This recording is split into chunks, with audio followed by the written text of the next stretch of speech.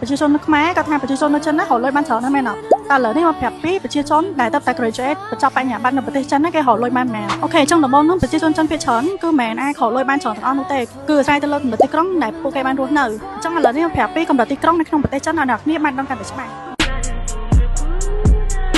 ទីក្រុងកម្រិតទី1របស់គេមានដូចជាបៃជីងខ្វាងជូនិងសិនជីងហើយទីក្រុងនោះគឺជាទីក្រុងដែលធំជាងគេសម្បូរបែបជាងគេទី2នោះមានដូចជាឆិនទូហាងជូឆុងឈីង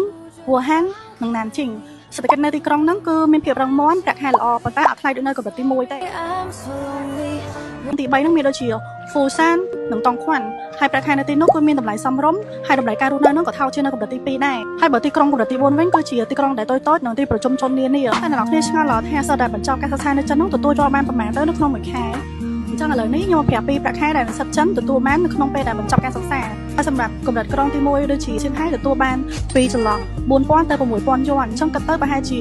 500 ទៅ 600 ទៅដល់ 900បើក្រុងកម្រិតទី2វិញទទួលបានពី500 ទៅ 700 សហរដ្ឋអាមេរិកហើយក្រុងកម្រិតទី3វិញគឺទទួលបានប្រហែលជា400 ទៅ 500 សហរដ្ឋអាមេរិកក្រុងទី4វិញគឺទទួលបាន2000 ទៅ 3000 យួនគឺប្រហែលជា300 ទៅ 400 សហរដ្ឋអាមេរិកអូខេអញ្ចឹងលើកក្រោយបើមានអ្នកគេប្រាប់ថាឲ្យតែប្រជាជនចិនគឺរកលុយបានច្រើនហ្មងគឺអត់ទេគឺអាស្រ័យទៅលើកម្រិតទីក្រុងដែលពួកគេបានរស់នៅដូចជាកម្រិតទី1និងកម្រិតទី2គឺគេរកលុយបានច្រើនប៉ុន្តែកម្រិតទី3នោះគឺស្ទើរតែដូចនៅក្នុងប្រទេសកម្ពុជាហើយគឺទទួលបានពីចន្លោះ300 ទៅ 400 ដុល្លារដូចគ្នាទេអញ្ចឹងសរុបមកប្រាក់ខែរបស់ជនជាតិចិនហ្នឹងគឺអាស្រ័យទៅលើកម្រិតទីក្រុងដែលពួកគេបានរស់នៅអញ្ចឹងបើសិនជាអ្នកគ្នាចង់ដឹងព័ត៌មានអំពីការងារឬមួយក៏តាក់ទងជាមួយនឹងក្រុមហ៊ុនចិនអាចតាក់ទងមកយើងបាន